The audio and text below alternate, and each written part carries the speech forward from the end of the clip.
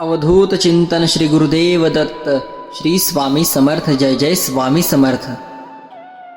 26 डिसेंबर 2023 रोजी आहे दत्त जयंती। दत्त जयंतीच्या दिवशी दत्तगुरूंची साधना व उपासना केली जाते आणि ही साधना करत असताना काही चुका चुकूनही करू नयेत। 5 चुका अशा आहेत ज्या तुमच्याकडून होत असतील तर त्या तुम्ही टाळायला हव्यात, कारण त्यामुळे दत्तगुरूंची अवकृपा होऊ शकते। तर कोणत्या आहेत त्या 5 चुका, चला जाणून घेऊयात। पण त्याआधी आपल्या चॅनलवर जर तुम्ही नवीन असाल तर आपल्या स्वामी उपासना या चॅनलला नक्की सबस्क्राईब करा। ज्या दिवशी अत्री ऋषी व सती अनुसया यांच्या घरी श्री दत्तगुरूंनी जन्म घेतला त्या दिवसाला दत्त जयंती म्हणून साजरे केले जाते। दत्त जयंती हा दत्तगुरूंचा जन्मोत्सव आहे। मार्गशीर्ष पौर्णिमा व मृग नक्षत्र असताना श्री दत्तगुरूंनी जन्म घेतला।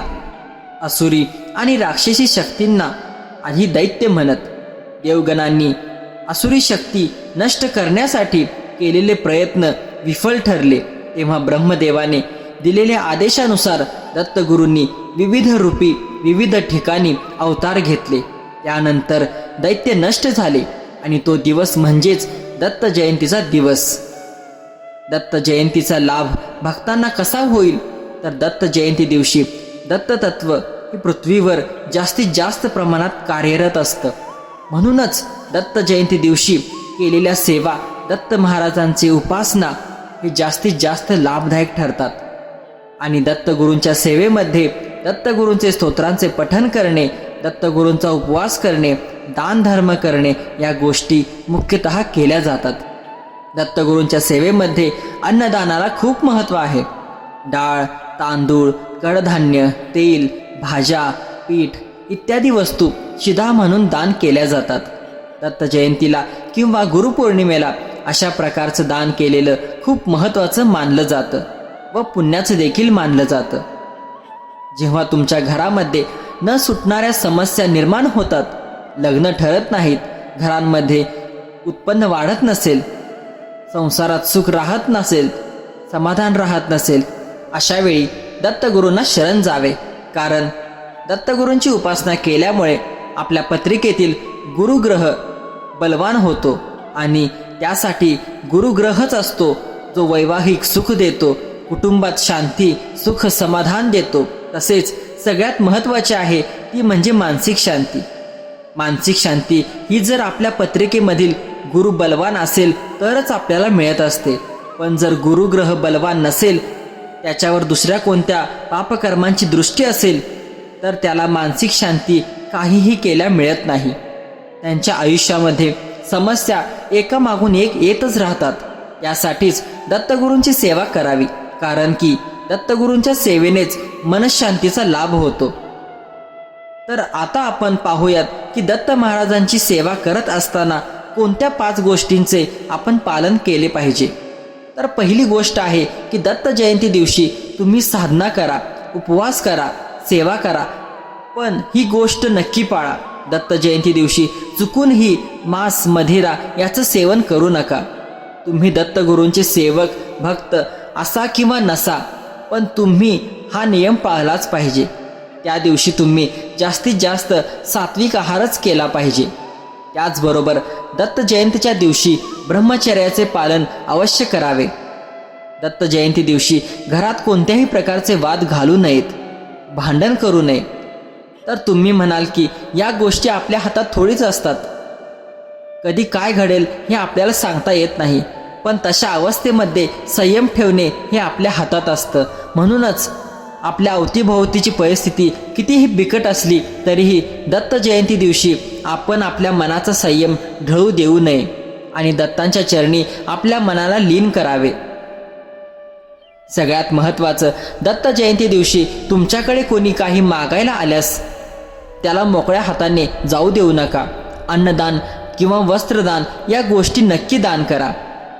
मी मगाशी तुम्हाला सांगितलं तसं दत्तभक्तीमध्ये दान करण्याला खूप महत्त्व आहे आणि म्हणूनच दत्त जयंतीच्या दिवशी जर तुमच्याकडे कोणी काही मागितलं, अन्नदानाचे असेल, वस्त्रदानाचे असेल किंवा इतर कोणत्याही प्रकारची मदत मागितली असल्यास तर ते दान तुम्ही त्यांना नक्की द्या. तुमची जशी ऐपत असेल त्याप्रमाणे ते दान नक्की करा. दत्तभक्तांनी स्वतःला विष्णूसारखे 2 रेषांचे उभे गंध लावावेत. दत्तगुरूंना अनामिका म्हणजेच करंगळी शेजारील बोटाने गंध लावावा. दत्तगुरूंना जाई जुई किंवा पिवळा चाफा व्हायला विसरू नका. यापैकी कोणतेही फूल न मिळाल्यास पिवळा गोंडा नक्कीच वाहा. दत्त महाराजांना फुले वाहताना 7 किंवा 7च्या पटीमध्ये फुले वाहिली पाहिजेत. याचबरोबर 5 जरी वाहिले तरी देखील चालते. अन्य देवांना आपण जशी फुले वाहतो त्याचप्रमाणे फुलांचे देठ हे दत्त महाराजांकडे करूनच फुले वाहावीत. दत्तगुरूंना केवढा, चंदन, जाई या सुगंधांच्या अगरबत्त्या नक्की लावाव्यात. दत्त महाराजांना नेहमी पिवळे व केसरी वस्त्र अर्पण करावे. दत्त जयंतीच्या आधी सुरू होते ती म्हणजे दत्त नवरात्र आणि दत्त जयंतीला दत्त नवरात्रीची समाप्ती होते. म्हणूनच या दत्त नवरात्रीमध्ये काही गोष्टी आवर्जून पाळाव्यात. दत्त नवरात्र हे मनापासून पाळल्यास सर्व मनोकामना पूर्ण होतात. जमत असेल तर रोजच दत्तगुरूंचे नामस्मरण करावे. पण रोज जमत नसेल तर दत्त जयंतीच्या निमित्ताने दत्त नवरात्रीमध्ये तरी दत्त महाराजांचे नामस्मरण रोज करावे. त्याचबरोबर दत्त महाराजांची जी वेगवेगळी स्तोत्र आहेत ज्याचे पठण देखील तुम्ही दत्त जयंतीमध्ये करू शकता किंवा दत्त नवरात्रीमध्ये देखील करू शकता.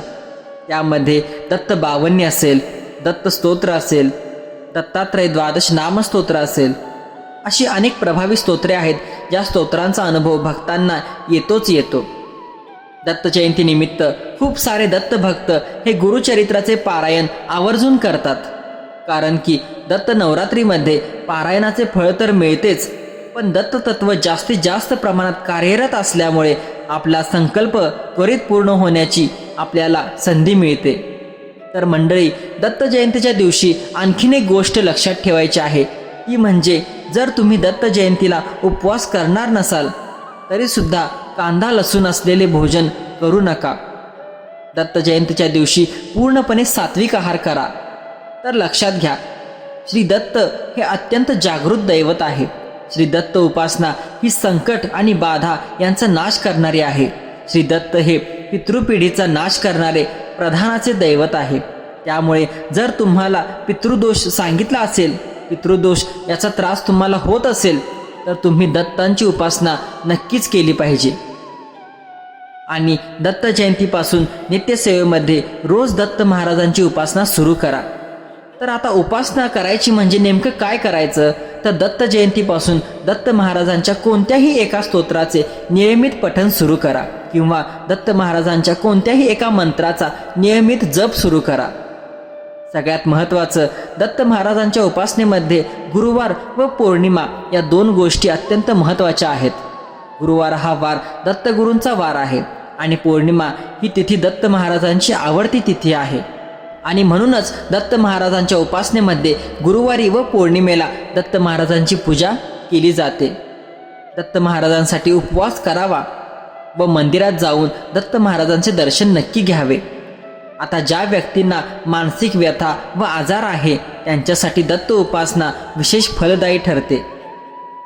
संतती, गृहक्लेश, वास्तुदोष, मनःशांती, सौख्य याकरता दत्त उपासनेत हमखास उपाय दिलेले आहेत. श्री दत्त उपासना ही गत जन्म व या जन्मातील सर्व पाप धुवून काढणारी अतिशय प्रभावशाली उपासना आहे. म्हणूनच दत्त उपासना प्रत्येकाने नियमित करावी. श्री दत्तगुरू महाराज हे दयाळू, प्रेमळ व अत्यंत मायाळू दैवत आहे. म्हणूनच त्यांची उपासना ही शीघ्र फलदायी होते.